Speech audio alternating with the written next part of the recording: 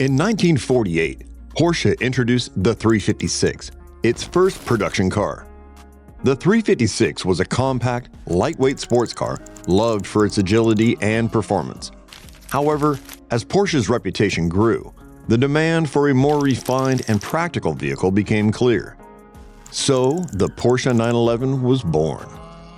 Porsche's goal was simple: to create a vehicle that retained the 356's agility and performance, but offered a greater comfort and space for everyday use. As we push forward, don't forget to subscribe so you don't miss out on any new updates. In 1963, Porsche introduced the 901 concept, a model before the 911. The 901 was designed to be a more refined version of the 356, adding an extra pair of seats to make it more practical for daily use. But as the 901 was set to enter production, Porsche faced an unexpected challenge: a trademark dispute with the French carmaker Peugeot. Peugeot had been using 0 in their model name for decades, and they were quick to claim that Porsche's use of 901 infringed on their trademark. Because of this, Porsche decided to change their car's name from the 901 to the now famous 911. The Porsche 911 was received with mixed reactions. Some critics were skeptical of its design and wonder if it could truly stand out among the competition, especially in Europe. The early skepticism surrounding the Porsche 911 was majorly due to the car's unusual design and the challenge of transitioning from the 356, a beloved compact sports car, to something larger, more practical, and more powerful. Over the decades, as the 911 evolved, new generations were introduced. Porsche continued to refine and expand its vision of the 911, making it more advanced while staying true to its original character. One of the most notable features of the original 911 was its round headlights. These headlights, along with the car's sloping roofline and slightly flared rear fenders, gave the 911 a smooth, aerodynamic profile that not only looked striking, but also contributed to its performance. Another key design element of the 911 was its rear engine layout. This configuration, although unconventional, provided the car with exceptional handling and balance. By placing the engine at the rear of the car, Porsche achieved a unique weight distribution that contributed to the 911's agility on the road. The Porsche 911 featured a 2-liter engine that delivered an output of around 130 bhp. While this might seem modest by today's standards, it was a significant achievement in the early 1960s for a car of this class. The engine's relatively low displacement allowed for an efficient balance of performance and fuel economy, and it provided a solid foundation for future developments. The 1973 Porsche 911 2.7 Carrera RS still remains one of the most iconic early models and remains one of the most sought-after cars in Porsche history. The 2.7 Carrera RS was a major milestone in the evolution of the 911, marking the introduction of the 2.7-liter engine, which produced an impressive 210 bhp. The 2.7 Carrera RS was designed with motorsport in mind, and it was the first 911 to be specifically engineered for racing. The car featured lightweight materials, including thinner body panels and minimal interior fittings, to reduce weight and improve performance. It also had a distinctive ducktail rear spoiler that helped improve aerodynamics and provide additional downforce at high speeds. Introduced in 1973, the G Series was manufactured with new styling elements, including larger bumpers that were introduced to meet safety regulations, as well as updates to the car's suspension system to enhance handling and comfort. The 964 generation was a step forward, with 85% of the car's parts being new compared to the previous model. The 964 marked an introduction of a 4-wheel drive system known as Porsche's all-wheel drive technology, which provided better traction and control, making the 964 more suitable for a wider range of driving conditions. Other notable updates included the addition of power steering, ABS brakes, airbags, all of which contributed to the car's safety and performance. The 964 also had a high-performance variant, the 964 RS. Designed with a focus on track performance, the 964 RS had lightweight materials, a stripped-down interior, and a more powerful engine. The 993 generation, produced from 1994 to 1998, was the last 911 to feature an air-cooled engine, making it a turning point in the model's history. The transition to water-cooled engine, which would come in the following generation, marked the end of an era for the 911 and the Porsche brand as a whole.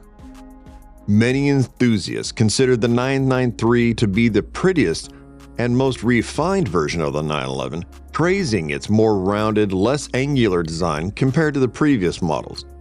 In terms of performance, the 993 introduced the highly regarded 993 Turbo, but it was the GT2 model that earned the 993 the infamous nickname of the Widowmaker. The 993 GT2 was known for its aggressive handling characteristics, which made it a challenging car to drive, especially for less experienced drivers. The 996 generation was the first to feature a water-cooled engine, unlike the air-cooled engines that had defined the 911 for decades. This shift in engine cooling was driven by the increasing strict environmental regulations and a desire for a greater engine reliability and efficiency. While this change was necessary for meeting modern standards, it was met with mixed reactions from traditional Porsche enthusiasts, many of whom preferred the air-cooled engines of the previous models. In terms of design, the 996 introduced the first major styling update to the 911 since the release in 1963. The most controversial aspect of this redesign was the non-elliptical headlights. Porsche's decision to replace the round signature headlights with a more modern, angular design was met with considerable resistance from purists who felt that the 911's iconic look had been compromised. Additionally, the 996's more rounded and smoother body lines were different from the sharper, more angular design of previous models. Despite the criticism, the 996's styling was also praised for its modern, fresh look, and it helped bring the 911 into the 21st century. The new design elements allowed for better aerodynamics and efficiency, as well as more interior space, which contributed to more comfortable and practical driving experience. One of the major highlights of the 996 generation was the introduction of the first ever 911 GT3 in 1999. The GT3 was a track-focused version of the 911, equipped with a naturally aspirated engine, a lightweight design, and upgraded suspension to enhance handling. As the Porsche 911 continued its evolution through the 21st century, significant refinements and upgrades were made, both in terms of styling and performance. The following generations, the 996.2, the 997, and the 997.2 each contributed to the legacy of the 911, balancing traditional elements with cutting-edge innovations to maintain its position as a world-class sports car. The 996.2 facelift, introduced in 2001, was Porsche's response to the mixed reception the original 996 generation had received. While the underlying structure of the car remained largely the same, the 996.2 featured several notable styling and interior updates designed to improve upon the original model. The most significant change was a new front-end design with revised headlights, which provided the 996.2 with a more familiar and appealing look that looked similar to the 911 models, making it more in line with the 911's iconic design language. The 996.2 facelift expanded the range of available variants, including the GT3 and the Carrera 4S, allowing enthusiasts to select from an even broader array of performance models that catered to different driving styles and preferences. The Porsche 911 influence is evident in the automotive world today. Each new generation of the car has not only responded to consumer demands, but also shaped the future of the performance car segment. The 992 continues this tradition, offering new technologies and features that increase its performance while adhering to Porsche's philosophy of driving purity. The Porsche 911 has not only been a performance car, but also a car that has become highly sought after by collectors worldwide. Some of the rarest and most iconic 911 variants, such as the 2.7 Carrera RS, 964 RS, and GT2 models, have seen their values rise dramatically over time.